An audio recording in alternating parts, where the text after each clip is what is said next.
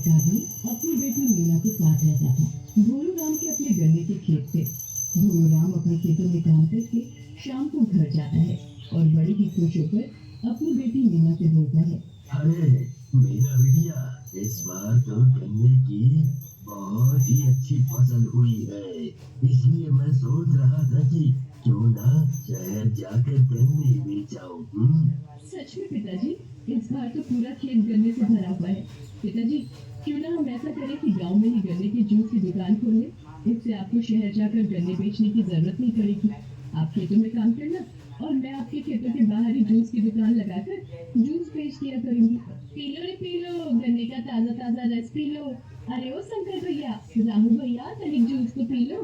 फिर शंकर और रामू गन्ने का जूस पीते हैं और बोलते हैं, अरे मीना बिटिया, तुम्हारे गन्ने का जूस पीकर तो पूरा अंग ही तरोताजा हो उठा है। सच में रामू भैया, मजा ही आ जाता है। मीना बिटिया की दुकान का जूस पीकर तो अब खेतों में काम करने में भी थकान नहीं होगी। हाँ। तभी दो आदमी मगरू और धर्मा गन्ने का जूस पीकर आपस में बातें करते हुए जंगल के रास्ते से घर जा रहे होते हैं कि तभी पेड़ पर बैठी हुई चुड़ैल उनकी बातें सुनकर नीचे आ जाती है और गन्ने का गला पकड़कर बोलती है, बहुत दिनों के बाद कोई शिकार हाथ लगा है। आज तो मैं तुम दोनों को खाकर अपनी भूख मिटाऊंगी और तुम्हारे खून से अपना प्यार। अरे चुड़ैल जी, हमें छोड़ दो। अरे इतनी गर्मी पड़ रही है और इस गर्मी पे तो हमारी हालत ही खस्ता हो गई है। और अगर ऐसे में हमारा खून पियोगी तो आपको दस्त लग जाएंगे। हाँ, अरे अगर पीना ही है तो जाकर गन्ने का जूस पियो। इससे आपको ताजगी और मिठास दोनों ही मिल जाएंगे। हाँ, गन्ने का जूस? कहाँ है गन्ने का जूस? गाँव में जाकर तो देखो। अरे वो लड़की मीना है ना, वो बहुत ही मीठा और बढ़िया गन्ने का रस बेचती है। हाँ। अरे वाह, फिर तो मैं भी गन्ने का रस पीऊंगी, पर उससे पहले मैं तुम दोनों का काम तो तमाम कर दूं। अरे चौहान जी, अब तो हमें बख्श दो। अगर तुम दोनों को छोड़ दिया तो तुम दोनों सारे गांव में मेरे बारे में बता दोगे, इसलिए तुम्हें मरना तो बनता है। ऐसे बोलकर चुड़ैल जोर जोर से हंसने लगती है और दोनों को पकड़कर झाड़ियों के पीछे ले जाकर मार डालती है। जरा बाहर जाकर गन्ने के जूस के मजे लेती हूँ। चुड़ैल जंगल से बाहर निकलकर एक लड़की का रूप ले लेती है और मीना को जूस बनाते देख रही होती है।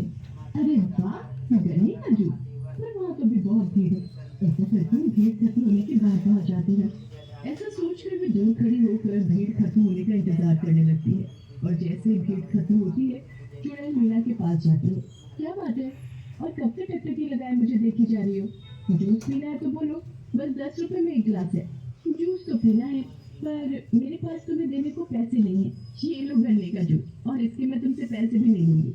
चुड़ैल गन्ने का जूस पीती है और बोलती है, तुम तो बहुत ही अच्छी हो और तुम्हारा जूस तो और भी बढ़िया। मजा ही आ गया जूस पीकर। ये तो लोगों के खून से भी बढ़िया है। क्या कहा तुमने?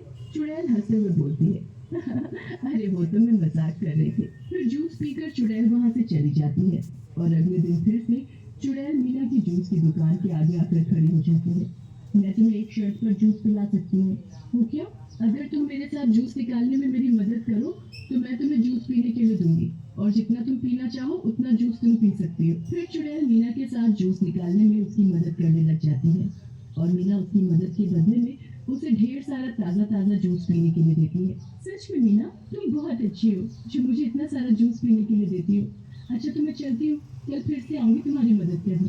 अब चुड़ैल रोज मीना की मदद करती है और उसके बदले गन्ने का जूस पीती है। एक दिन मीना की दुकान के सामने एक कार आकर रुकती है। उसमें से राहुल और पवन नाम के दो लड़के बाहर निकलते हैं और मीना को जूस निकालते देख बोलते हैं, अरे वाह यार, यहाँ गांव में भी जूस की दुकान। कितने पागल है ये दोनों। मुझे खूबसूरत लड़की से अगर इन्हें अपना असली चेहरा दिखा दिया तो इनकी सिट्टी पिट्टी गुल हो जाएगी। जल्दी से जूस तो पिला दो, यहाँ खड़े खड़े गर्मी से हालत बुरी हो रही है। फिर मीना जूस बनाकर देती है कि तभी राहुल मीना का हाथ पकड़ लेता है। मीना गुस्से से बोलती है, अरे अरे, मेरा हाथ छोड़ो नहीं तो। नहीं तो क्या करोगी? चलो ना हॉट गर्ल मेरे साथ। मैं तुम्हें अपनी कार में घुमा कर लाता हूँ।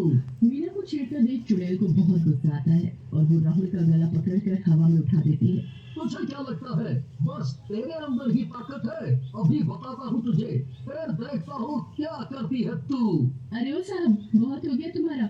अभी सबको शोर मचाकर बुलाती हूँ, फिर देखना तुम्हारी चटनी ना बन जाए। तुम दोनों को पता नहीं कि कौन है हम दोनों गांव की लड़कियों का वो हाल करेंगे कि तुम दोनों ने सोचा भी नहीं होगा। ऐसा बोलकर राहुल और पवन मीना और चुड़ैल को पकड़ लेते हैं। तभी चुड़ैल को बहुत गुस्सा आता है और वो गुस्से से बोलती है, तो ऐसे नहीं मानोगे तुम दोनों? अब फिर तुझे अभी मैं अपना असली चेहरा दिखाती हूँ।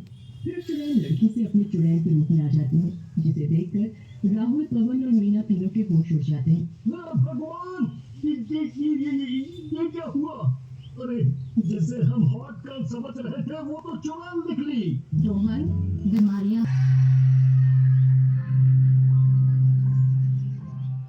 मुझे मैं तुझे जूस नहीं पिलाऊंगी, बल्कि तेरा जूस निकाल कर मैं पीऊंगी। ऐसा बोलकर चुड़ैल जोर जोर से हंसने लगती है और दोनों का गला कसकर पकड़ लेती है। अब मैं तुम दोनों का जूस निकालूंगी। बहुत परेशान किया है तुम दोनों ने हमें। अब देख मैं क्या हाल करती हूँ तेरा। गलती गलती हो गई चुड़ैल जी। हम दोनों से बहुत बड़ी गलती हो गई। प्लीज हम दोनों को छोड़ दो। हम हाथ जोड़ते हैं आपके। एक शर्त पर मैं तुम दोनों को छोड़ दूंगी, मगर तुम दोनों वादा करो कि आज के बाद कभी किसी लड़की को नहीं छेड़ोगे। हम दोनों हाथ जोड़कर बोलते हैं और वादा करते हैं कि आज के बाद कभी किसी लड़की को नहीं छेड़ेंगे। हमें माफ कर दो, हम सच में अपनी हरकत के लिए शर्मिंदा हैं। फिर चुड़ैल गन्ने का जूस निकालकर राहुल और पवन को देती है और बोलती है, चलो अब दोनों मेरे हाथों का बना गन्ने का जूस पियो और हाँ, इस जूस के मैं पूरे 500 रुपए लूंगी। फिर वे दोनों जल्दी से जूस पीते हैं और मीना को 500 रुपए पकड़ा कर वहाँ से भाग। तुम एक चुड़ैल हो और तुमने मेरी मदद की। तुमने भी तो मुझसे बिना पैसे लिए मुझे गन्ने का जूस पिलाया था।